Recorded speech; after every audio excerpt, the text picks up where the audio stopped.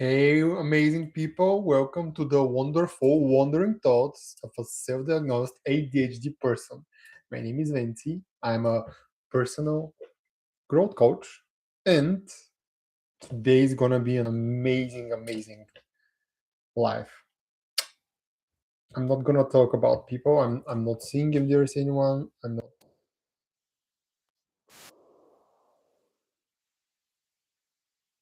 Okay. We're going to go straight into it because it's a big one and it's about high performers or how to get into a high performer state and be your best, most productive self, the most creative person, and just be in the zone. Just being so focused that you don't realize how much time has been spent. You just in in it and you're achieving it. You might have experienced it, but today what I'm going to tell you is how you can engineer it so you can get into that state whenever you feel like it, whenever it is needed, not just okay. Let me quickly check my email, and you're in that state. Now you do it for the things that matter. Yeah, emails checking matters, but high performer state is a creative state. It's a state where you produce an immense amount of work, and it's the needle movers, not just admin work. Ready? Excited? All right, let's go. So there are two ways that you can engineer. You can bioengineer yourself into a high performer state, into a state where you are growing and where you are achieving, where you are creating. Let's start with the bigger one. Using bioengineering a high performer state using our mind. Sounds great, right? How do we actually do it? As a first thing that is super important in order for you to be able to go into high performer state and stay there for extended periods of time is having a pain or a struggle that you want to overcome. It's the goalpost in front of you, the goalpost that you want to reach, you want to overcome it, you want to jump over it, and it's something that is exciting to you, but it's hard right now, and you're in the midst of it, and you're trying to do it. This is super important. And once you have that goalpost, the second thing is you have to have about 80 to 90% clarity on what does that mean? When are you going to do it? What exactly is it that you are going to do? How are you supposed to do it? How many times? What exactly?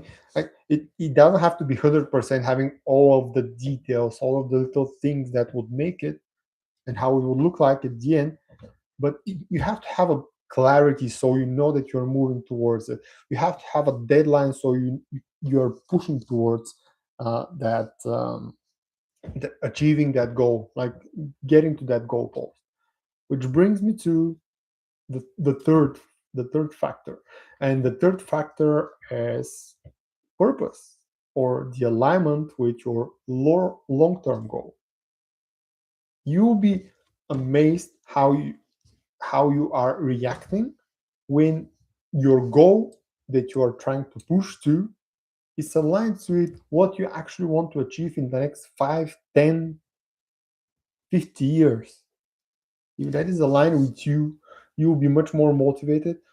Not only motivated, it's going to be coming from your inner self, from your inner person, your true self, and that is just another layer, and it will help you go much faster, much cleaner, much smarter, stronger, more consistent with it.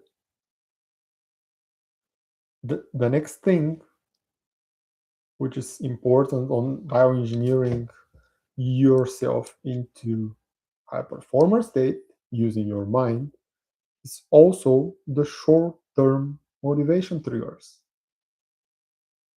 You don't require only motivation. That's why you have a goal post, you have the purpose, it's aligned with your vision for your future. So you have that why that it's actually pulling you, it's not pushing. You're not pushing to get there, it's actually pulling you so that you can create it, you can be there. But also, you don't want to use your high performance state because, excla- disclaimer here, this state is energy consuming. Like you there's a lot, your burst of energy at that moment, you're very focused, and that's why you're super quick, you're super excited, and you're working very hard and very quick. And that is why you want to use this state, the high performance state, for what actually matters and when it actually matters. And that would be you having those short-term motivational trigger, so that you can trigger yourself and get into that state whenever you have scheduled your focus block, your time for my goal, for, I don't know, creating my first AI tool. There's a lot of work towards it, right? So having it, okay, I'm gonna do it in the on evenings after work. So from 7 until 9 p.m., I'm gonna be working on this. So you want to have a motivational trigger that will energize you and say it's time to switch on. That might be going for a walk before that. It might be meditation. It might be just sitting 10 minutes still without anything. It might be having an exercise, going to the gym right before that, so you're energized. Those little motivational triggers that will help you, remind you and get you into the zone right away. Another thing that is super helpful, and sorry,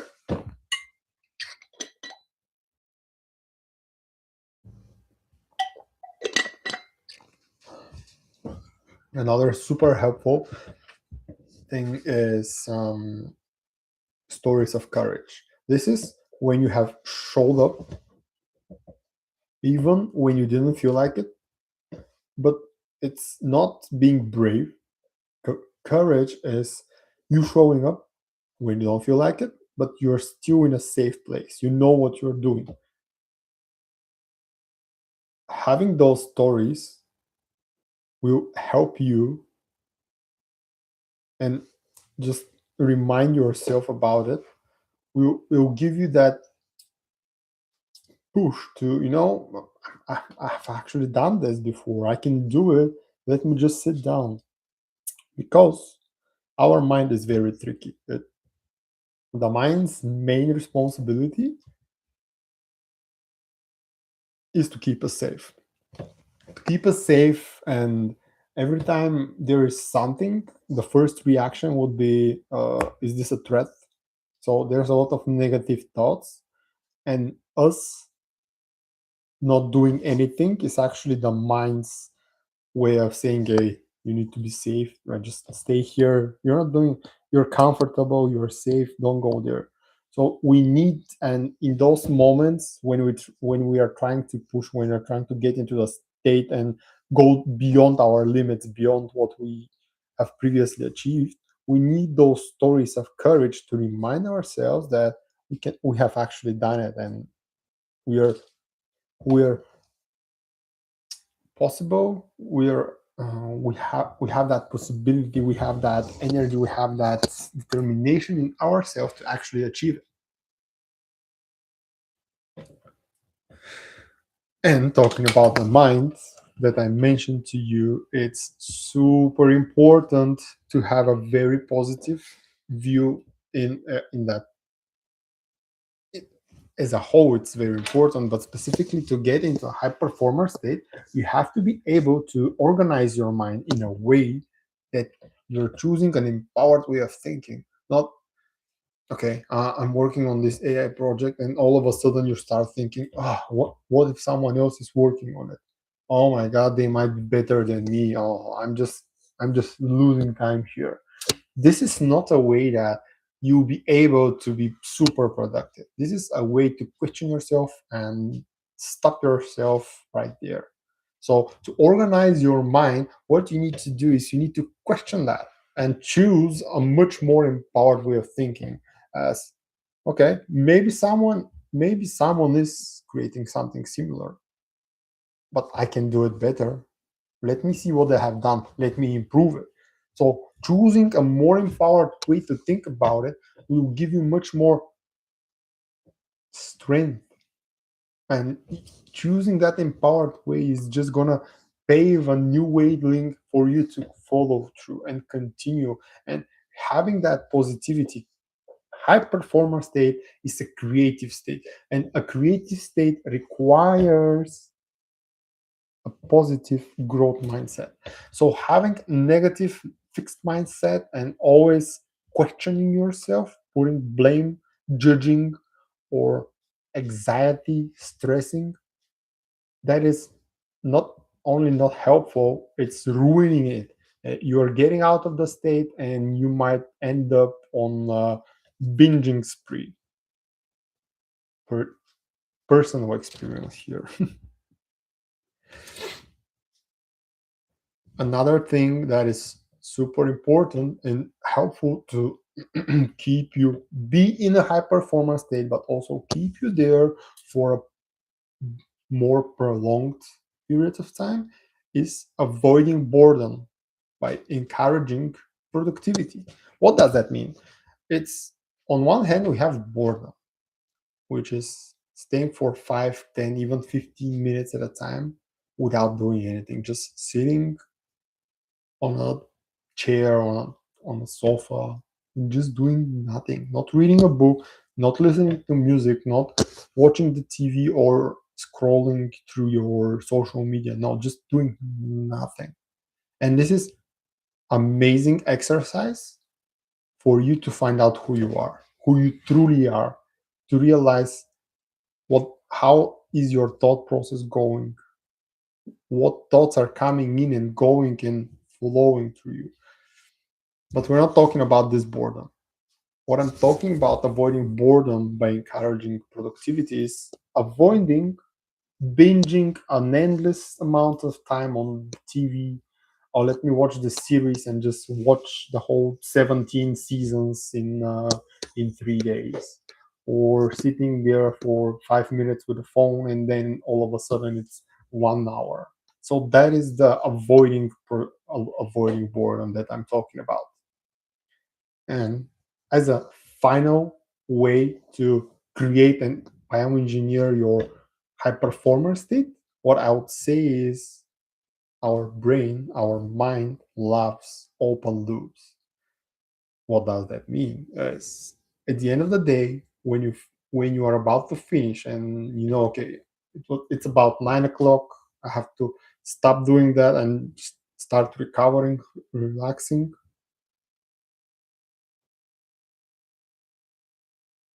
But I'm so close. Let me finish this. No, leave it. If you have an idea about it, but you haven't finalized it, leave that section. Just type a reminder. Okay, I'm here. This is the next step. Because our mind loves open loops, and while you're recovering, while you're sleeping, the subconsciously the mind will start working on the problem, start finding solutions, and all of a sudden once you're back tomorrow, the brain is like, oh yeah baby, I'm ready. So it directly jumps into the problem and starts finding the solution even quicker, and you're quickly going into the high performer state. That's the idea of engineering it in a way to everyone in their lifetime has experienced high performance state, whether they knew it or not. Here, what I am talking about is how you can actually create it on a regular basis for things that matter, and make it consciously for a specific task. My cat is annoying in the other room. This time I'm here in my bedroom. Away.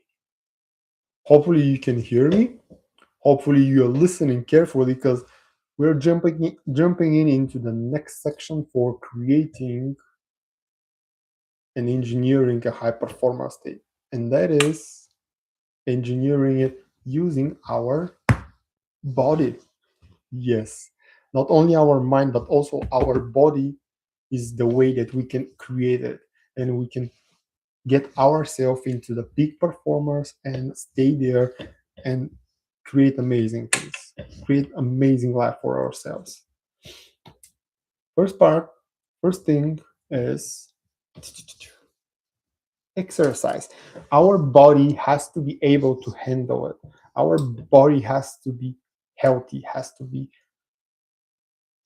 agile, has to be strong, has to be able to go to a walk in the nature and be able to stay there. And if we're weak, if if we're unhealthy, if we're sick, we cannot support a high performance state. As I told you, it requires massive amounts of energy. It drains a lot of energy, so it's vital that we have a strong exercise. That's why exercising daily is best. Like walking, it's an amazing. And what I'm doing now is 120 days straight of 10K steps, and I'm just gonna continue doing that. On top, I'm going twice per week to Pilates, and every morning at 5:20 a.m. I'm going up and down the stairs 4 times, and that's 11 stories.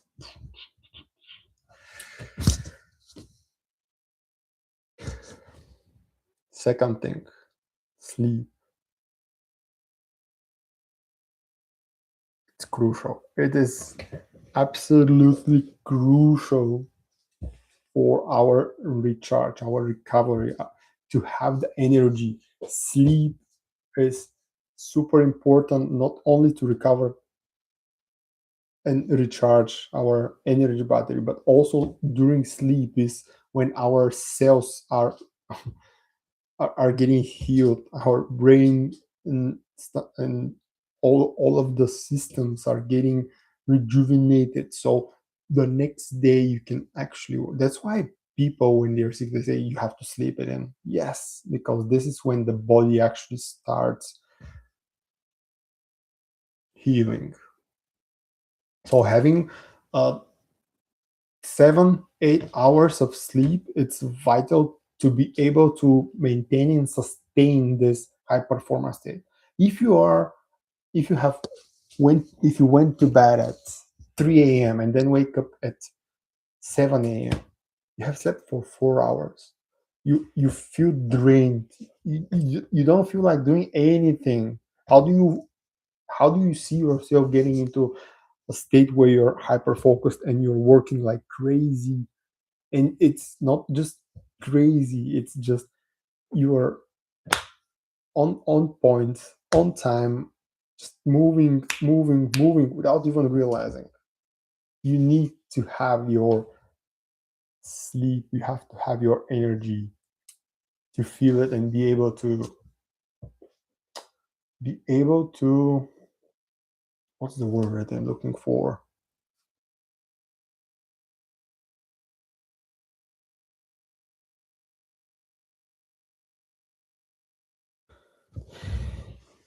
Whatever.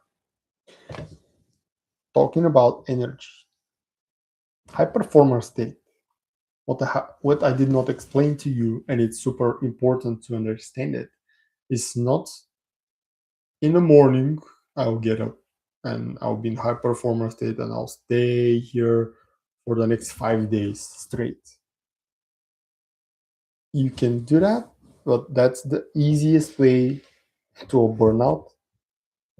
And it's not a sustained way.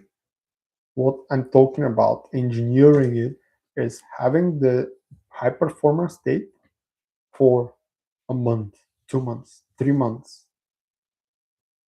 But that requires a recovery time. So when if we start here and we slowly and we quickly, not slowly, but we quickly go up here to the peak of our performance and we stay here. At some point in an hour, in 90 minutes, we have to stop and recharge. So we go down here. So the idea is when you are here, to be able to go quickly up there. But if we stay constantly up here, this will drain us, and all of a sudden we'll be here, and we'll be here for the next 3 months. Like consider this: you have overworked so much that your mind is numb, so your body starts acting out as well. You don't have the physicality. You're sick, and you start medications, and you're not able to go back up there for the next 6 months because you are sick and you don't have that energy anymore. So instead of going straight here without stopping, take the break. And that's the third part, which is super important in using your body to engineer it, is recovery time. And the recovery is divided into two different ways. One is passive recovery, which is sleep, taking a longer nap, also just the boredom that I explained to you, not the one to avoid, but the one just staying with yourself and nothing else for 5-10 minutes. This is even staying on the phone for 5-10 minutes or watching an interesting movie. That's also passive recovery. Well, active recovery is you going for a healing session, going to a massage, meditation. Those are all amazing, amazing ways to recover your energy in your whole body, in your mind, just rejuvenate and be ready to go and continue and quickly go back up here after we have recharged our battery for a bit, then go back up here and continue on your peak performance.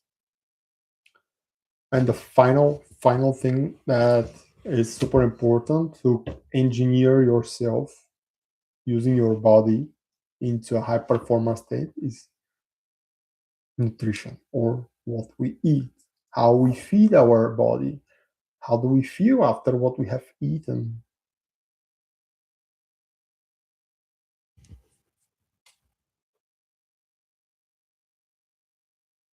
What do you eat? Is it pizza? How do you feel after eating a pizza? Is it, oh, I'm super excited, I'm ready to work, roll, and be very, very, very productive? Or is it like, oh, I want to sleep for the next 3 hours and still have no energy? So think about food as a source of energy. And when you start thinking about it, is after you eat something, because everybody has a different body, and different food reacts a different way. So think about it this in this manner. When you eat something, how do you feel 10 minutes after you have eaten, 15 minutes after? Do you feel like, oh, I have energy, I'm ready, or do you feel drained and exhausted, and now your stomach and your whole system needs time off to actually digest all of that, and probably not being able to go back to focused work. So you start binging something or whatever. So nutrition is super important. Those are the tricks that you can use, and you can create engineer your high performance state. So, and now I'm just going to give you 5 things to look out that are actually high performance state killers. They they stop you, and they just remove you from the high performance state. And one I was started because I was just explaining about it. That's non-optimal energy. That's sleep, lack of sleep. That's also bad nutrition levels. That's also lack of water intake. So be very mindful of how you treat your body, how you how are you recharging it, and what are the nutrients that you're giving to yourself. The second thing, on I'm a victim of it as well a lot, and I know that a lot of people, especially if you're watching here on YouTube, that's one of the biggest ones for me specifically, but as a whole, I know it is. It's distractions and interruptions. Imagine you are super focused and you are here, you're at the peak, and you're working, working, working, and then a ping shows up, and then you pay attention to it, and then you spend time, and then you're on the phone, and then you have to go back up and try to get back up to the peak performance. There is a study in I think it's an American study. I'm not sure which university exactly it was, but it says that when you lose your focus, it takes approximately 21 minutes to regain your focus. So imagine that you're in your best version, you're super focused, you're your mind is, you're creating, you're energized, it feels amazing, and then you give into the distraction, and there's so many distractions around us. So when you are in this state, be careful and make sure that your environment, you're minimizing the risks of getting distracted or interrupted. It might be colleagues talking next to you. It might be a good idea just to put on the headphones, put a helmet, or just, if you are working, just go somewhere that nobody will distract you. Maybe book a meeting room and just work from there for the next 2 hours, because you know you'll be much more productive if nobody's distracting you. The third one, I also talked about it a bit. It's the automatic negative thoughts.